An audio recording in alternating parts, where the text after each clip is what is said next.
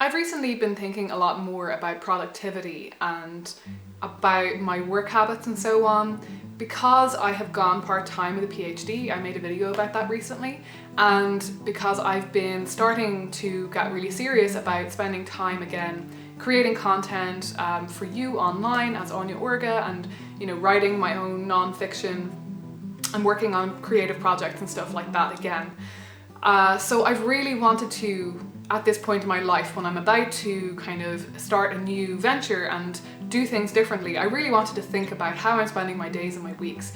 And I have a tendency to swing wildly back and forth between being super structured, trying to structure myself a lot in my day-to-day work, and then just going AWOL, just completely dropping any sense of organization, working to my own time. And then eventually what happens is I run up against some deadlines, I realize that I've forgotten to do something important, and I get stressed out, and then I kind of go back to kind of constricting myself again in a really serious way and trying to impose order. The lights go out and I'm drowning in the sound.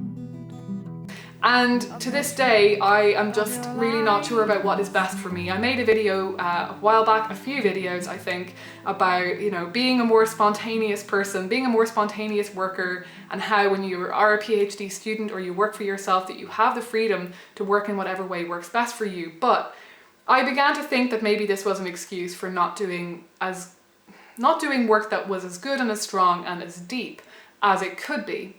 So I encountered this concept of deep work, and as soon as I encountered it, I just had this feeling of like, I know that when I'm being completely scattered in terms of my schedule and in terms of how I'm approaching my work, that I'm not doing deep work, that I'm not giving myself the space and the kind of rigor needed in order to bring about deep work. So when I found the book that was written about this concept, it was written by a guy called Cal Newport, and the book is called Deep Work. And I absolutely devoured this book. I can highly recommend it. I would say I would probably give it about 4 out of 5 stars.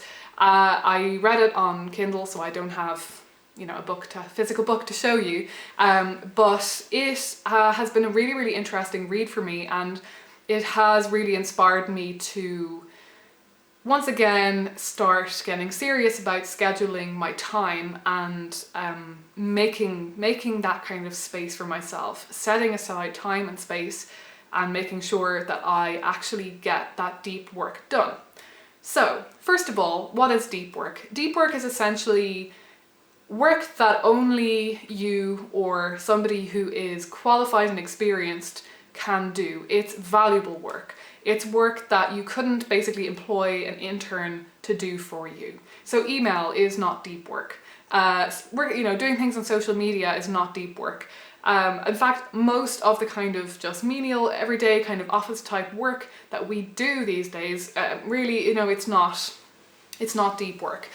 Deep work is when you are working on an innovative idea, when you're doing kind of creative content, when you're writing or creating in some way that is kind of innovative and valuable and that another person would not be able to replicate easily, essentially. That it requires your own expertise or your own experience, your own skills, and all of this kind of weight of everything you've done so far in your life behind you in order to complete. And basically his argument in this book is that we have really moved away from deep work, that we have ended up in a situation where we are absolutely not trained to be able to even do deep work, and as a result that the quality of what we produce when we are doing kind of analytic thinking, when we are coming up with new ideas, when we are writing, when we are creating, when we are doing any kind of intellectual work of that kind, that we are not working to our greatest capacity. And he argues this really, really convincingly, I have to say. Like, there's a good chunk on the beginning of the book where he outlines this idea, and it's very, very convincing. He describes basically the practices and the habits of some very, very successful people who've come up with very innovative ideas and been able to execute them well in such a way that has made them very successful. And all of those people basically were deep workers, that they worked in such a way that they were able to kind of exclude distraction, exclude shallow work, and get really, really, really focused on what it is they're doing for long stretches of time. But just knowing that deep work is important and that deep work is what we need to do in order to produce our best work is not, unfortunately, enough to necessarily actually do it. Just knowing that we need to be focused, that we need to be distraction free, and that we need to just find space and time to really delve into the problem at hand, or to delve into our creative, artistic, intellectual work is not enough to actually make it happen, unfortunately. This is what he argues, because he says we live in a world now where we are just surrounded by distraction. We are surrounded by email, our smartphones, websites, social media, just constant kind of fluff and distraction. And we have completely lost the ability, and a lot of the time we're not even allowed to turn off all of that external noise and really just focus on one thing. And we've also lost the ability to let ourselves be bored. We have minds now that are trained to, as soon as something is difficult or just, that we just, that we're struggling against it a bit, rather than allowing ourselves to sit with it and just, push through that boredom or push through that difficulty, we're immediately getting pulled away by some kind of distraction, something that's easy, something that's just going to pull our mind away and let it sort of feel like it's being productive in some way when it's actually not. So this is what I have been trying to work on for the past few weeks. It's been a very up and down experience for me. Like I said, I found the book really, really helpful, and I completely bought into his concept. I do think that there's truth to it, especially having tried it out. But at the same time, I haven't really had a chance yet to fully implement it. He does give some kind of concrete and really helpful guidelines for how you can implement it, and he describes loads of different ways that you can bring deep work into your life. And for me, that was really helpful, because some of the ways he describes it, I was like, well, I can't really work that way. It's not going to work for me. Like, I can't kind of take myself away like a hermit for 3 months at a time and just work on one specific project. Like, there are definitely a lot of things that I need to keep up with and be working on kind of consistently. So for me, operating on a model where I have chunks of deep works kind of scheduled into my week is definitely the best way to go. And probably for me, the most valuable takeaway from this book is going to be retraining my mind in order to be able to be, not distracted, and in order to be able to really kind of dig into the work at hand and not letting myself just get pulled away from it. So my experience so far, as limited as it has been, I started this maybe about a month ago, and then after about 2 weeks, I went on holiday for 2 weeks. So I feel like I've lost the ability again, and I've lost that drive to make it happen. But initially, even the first day that I decided, like, right, okay, this is it, I'm gonna do this, I'm gonna just work for an hour and a half, without any distractions, turn my phone on airplane mode, take a half-hour break in the middle to kind of check my messages, to get back to people, to, have a little bit of a break, and then do it again. And I found that I basically was more productive than I had been for the past 2 weeks put together. I wrote something like 1,500 words in that first hour and a half, which for kind of academic writing is a lot. And I just felt really, really convinced by this method. I did find that almost immediately when I started to do things like not just constantly picking up my phone, like I really made an effort from the get-go to get into the habit of saying to myself, well, I'm not going to check my phone at these periods of time, and I'm not going to be in the habit of just picking it up thoughtlessly. I wanted to be mindful about how often it was that I was checking my phone and just leaving it to one side, and just having times in the day when it's like, yeah, okay, these are the times when I can pick up my phone. If I have messages, I can reply, I can chat to people, I can do all of that kind of social media stuff, and that's fine. And just kind of trying to kind of get rid of little habits that I would have during the day, like if I'm waiting for something, if I'm, doing something in the kitchen and I'm like distracted, or I'm waiting for something to, finish or cook, or, whatever it is, I just would be in the habit of just picking up my phone and kind of scrolling in those kind of little downtimes. So I was making a big effort to not do that.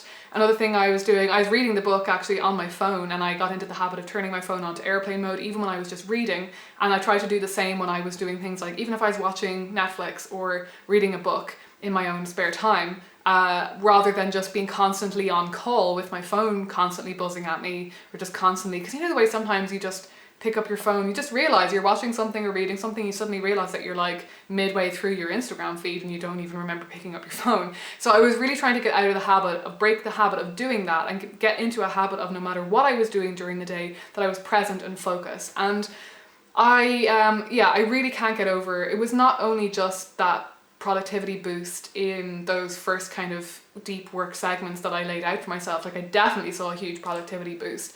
It wasn't that huge every day. That was really just the first one that I tried. And I think the reason that I wrote so much in that first hour and a half segment that I did was because the ideas were all there. I was ready to write it, but I just wasn't giving myself enough space and time to do it. Previously, I was kind of, trailing along to my computer and sort of going, okay, I'll check some email and eventually I'll start work. And, it was just very kind of, I was being very reluctant about doing the work that needed to be done. And I would eventually get to write a paragraph, but it felt very laborious and very slow, and like I just couldn't get my mind to just focus. And I just found that once I told myself, you have to focus, this is your job now for the next hour and a half, it's only an hour and a half, you can do this. And then it just allowed me to kind of dig into what was already there. It definitely wasn't this like magical thing that I suddenly managed to write like 15,000 words in a week or anything like that.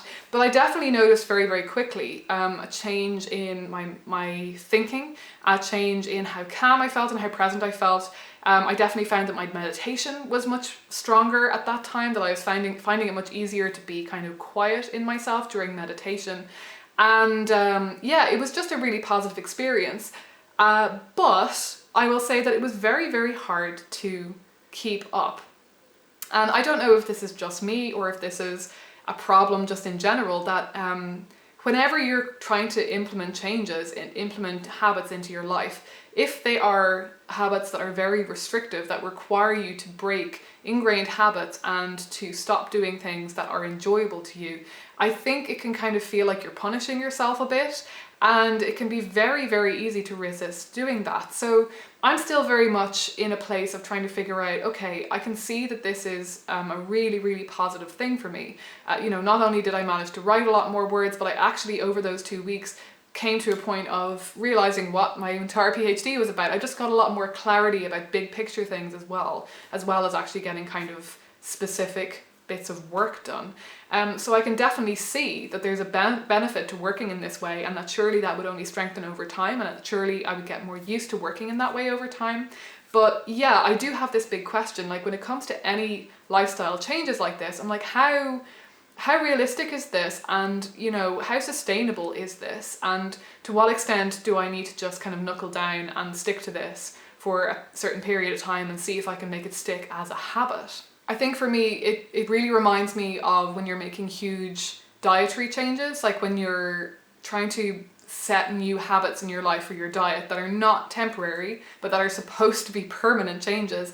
And a lot of the time, it can seem very overwhelming. It can seem, you can be very enthusiastic about it in the beginning, that you decide that you're going to, eat lots of protein, eat lots of vegetables, stop eating, junk food and all of this. But the problem that comes about is that it requires a lot of work. It requires a lot of effort, requires a whole lot of meal prep and so on. And so, in the same kind of way, it's very, very easy to kind of fall off the bandwagon and then to feel a bit like, how do I even begin picking myself back up again? So my question with this really is there a way to make this more sustainable? Like with dietary changes, there usually is. There's usually ways that you can be a little bit easier on yourself about the changes that you're trying to make, and maybe incorporate it gradually, make the changes gradually. Just say, okay, well, I'm at least going to eat, a big load of cooked spinach every day, or a green smoothie, and, I'm going to switch out this one meal for something else more healthy, or this one snack for something better. So there's probably ways of doing that. And I think for now, for me, what I'm trying to do is to at least have certain times in the week where I do work distraction free, where I turn my phone onto airplane mode and I work for a set amount of time. In terms of constantly trying to live that way, I'm not sure if it's sustainable. I'm not sure if I can bring myself about to like all of a sudden like only check my phone for like a half hour, like 3 times a day or something, and then just completely ignore it for the rest of the time, because it's so difficult. It's so much hard work to do that. So yeah, I definitely do want to explore this more. Finally, I will say that like in terms of the trickiness of like, so this is a realization that I've had, that it works very, very well, but unfortunately it does require a lot of organization and a lot of scheduling, because I think if you don't schedule your deep work, it's very unlikely to actually happen, because you're going to end up juggling lots of things at the same time that you realize that you need to do. And I just, in my head, it only works if it's scheduled. But then my problem is, as I said, that I tend to rebel against scheduling. I tend to struggle a lot to stick to a schedule and a routine, and I kind of came to the conclusion that that just doesn't really work for me. So I'm currently trying to figure out like, how can I balance that? Like, how can I have it so that I have maybe like 2 or 3 blocks at most scheduled a day, and that the rest of my time maybe is like more free flowing, and that I can make a decision. Another thing that I've been playing with is, instead of having like a set weekly schedule that I have to stick with every single week, that I will sit down on a Sunday night or a Monday morning and say, okay, like realistically, how do I feel like this week is going to pan out? How do I feel like, what do I feel like I want to do each day? Am I going to have the energy to do the things that I was planning to do on Tuesday or Thursday? What plans have I made socially? What meetings do I have? And just be willing to be very flexible with it in the moment, because I think I need to have room for spontaneity in my life. I think that's something that's very important to me. And if I don't give myself room for that, that's when I start to kick back, and then the entire schedule just falls apart, which is what happened this week. And I just end up being very, very unproductive, and it's very frustrating.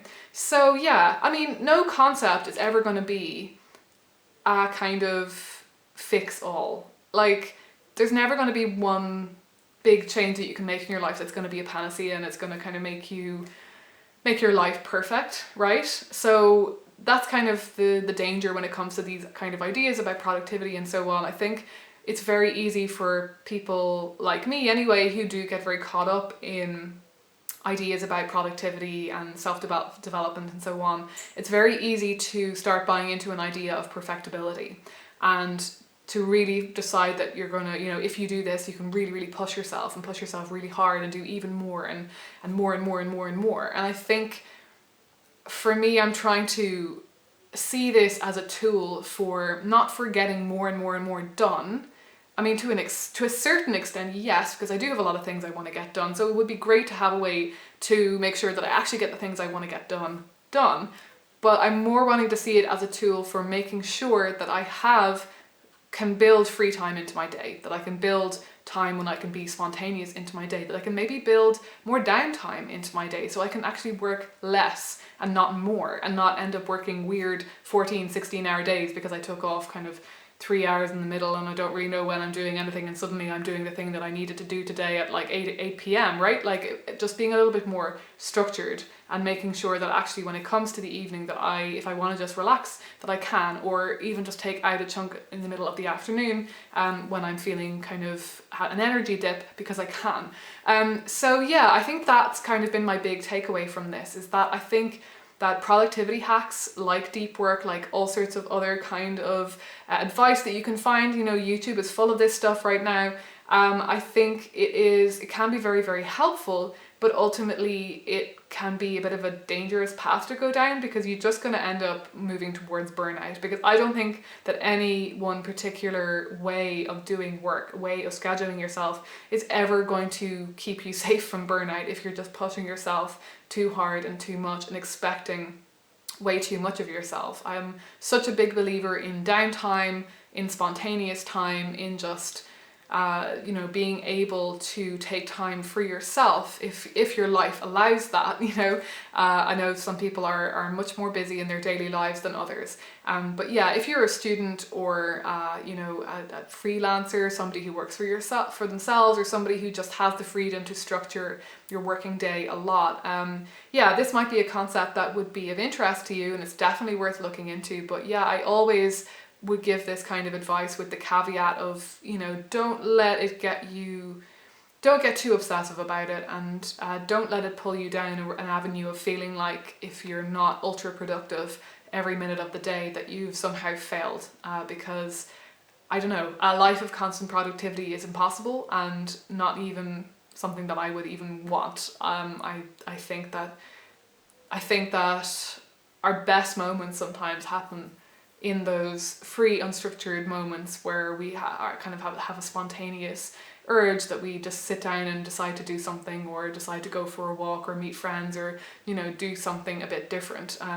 There's a lot of satisfaction to be found in those moments when you're working hard and you manage to achieve something new. Don't get me wrong, that is a wonderful feeling as well, but I think it's just all about balance. So yeah, I hope that was interesting for you. I know that's a little bit different to what I often talk about on the channel, but I do kind of want to maybe start branching out a little bit and talking about things like productivity and creativity a little bit as well, while bearing in mind my kind of spiritual outlook on things, because for me, I'm a person who wants to make time and space for spirituality, for reading about my spirituality, for my spiritual practice and so on. So I'm definitely never going to be a full-on productivity bunny, and I think it's interesting to me to kind of balance out the two into a way of kind of creating a meaningful life that allows you to do kind of creative, meaningful work, but also allows you to have that downtime where you can explore your spirituality and